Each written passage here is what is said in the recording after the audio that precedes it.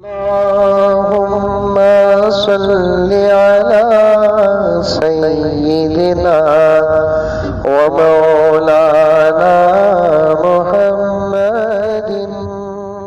और मैं आगे बढ़ने से पहले ये बात बताता चलूं कि शियाओं के बाज लोगों के ख्यालात का असर अहले सुन्नत वल जमात पर पड़ रहा है।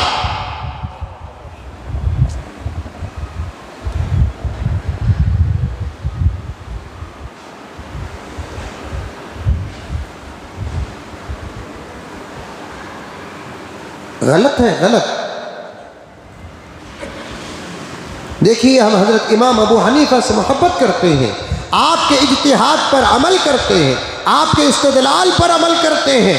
कुरान और हदीस से हजरत इमाम अबू हनीफा रहमतुल्लाह अलैह ने जिस उसूलों को सामने रखकर मसाइल को निकाला, उन उसूलों पर हमको पूरा पूरा भरोसा है, हम अमल करते हैं।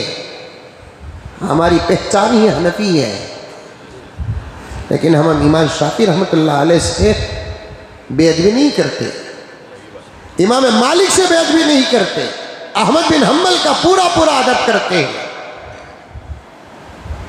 एहसान है इमाम शाफी का उम्मत पर, एहसान है हजरत इमाम अहमद बिन हम्बल का उम्मत पर, इमाम मालिक रहमतुल्लाह अलैह का एहसान है। हजरत मौलाना मुफ्ती सईद साहब पालनपुरी रहमतुल्लाह अलैह ने एक जगह पर लिखा है, अल्लाह तबारक व तआला ने इंसानों के मिजाज को मुख्तलिफ बनाया है,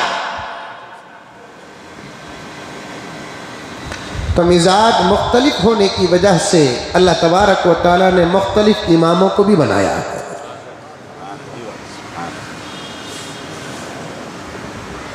जिस इलाके का मिजाज जैसा हो, उस इलाके में उस इमाम का अमल वैसा।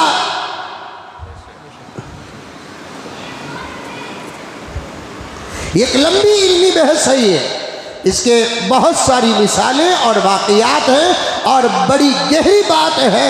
कभी इंशाअल्लाह ताला बैठकर देख सुने, उलमाए किराम से सुने। हम इमाम अबू हनीफा से मोहब्बत करते हैं, उनके मसलक पर अमल करते हैं, उनके इज्तिहाद पर अमल करते हैं, उनके इस्तदलाल पर अमल करते हैं। यहाँ और एक बात भी मेरे जहन में आ रही है, फितनों का दौर है मेरे प्यारों। जब बात अगर कोई टेंशन की आ जाती है तो मैं उसकी वजाहत करता चलूँ। इमाम अबू हनीफा का जो मसलक है वो इमाम अबू हनीफा के कुरान और हदीस से निकाले हुए मसाइल हैं। इमाम अबू हनीफा का मसलक है, इमाम अबू हनीफा का मजहब नहीं है। मजहब तो इस्लाम है।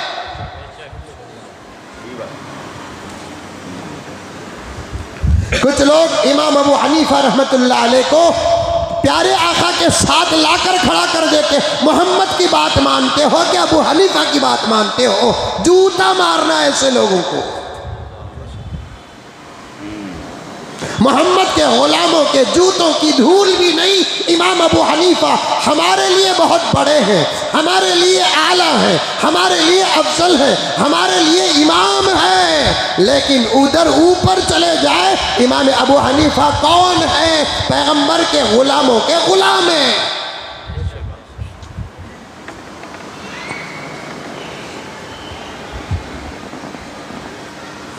तीन भाई हैं, मिसाल तौर पर कितने भाई? तीन भाई हैं, बड़ा, बीच का, छोटा।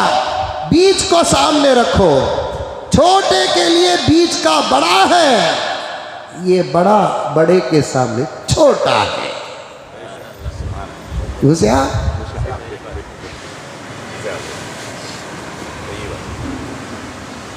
तीन भाई हैं, पहले, दूसरे, तीसरे।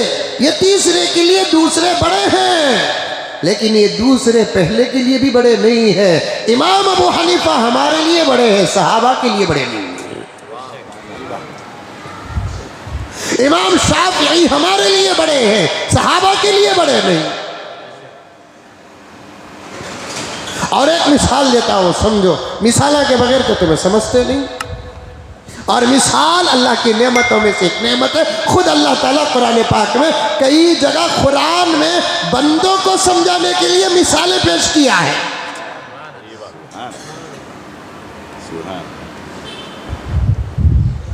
मिसाल से बात समझ में आती है।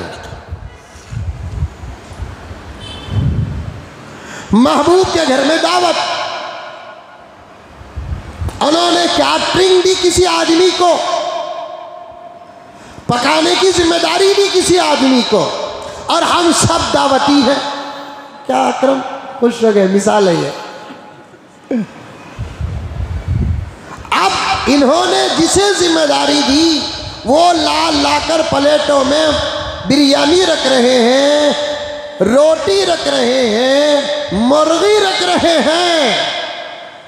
तो अब जरा गौर से जवाब देना, लाकर रखने वाला दावत कर रहा है या दावत कोई और किसी और की है? दावत तो महबूब की है।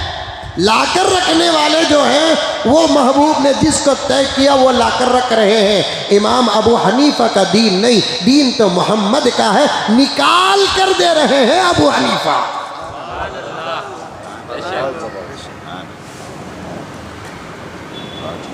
कुरान के खजाने से निकाल कर दे रहे हैं अबू हनीफा, हदीस के खजाने से निकाल कर दे रहे हैं अबू हनीफा।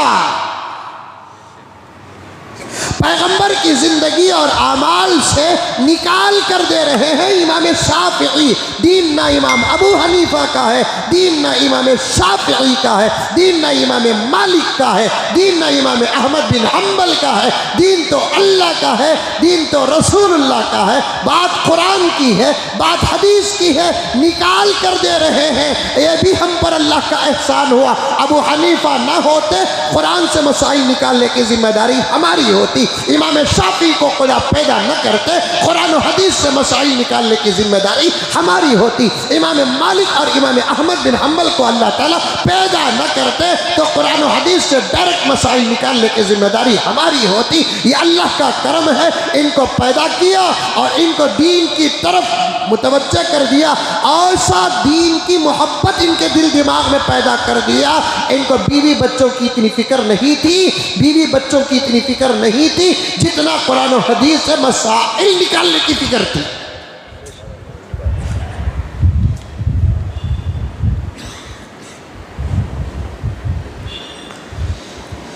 अल्लाहु अकबर कबीरा।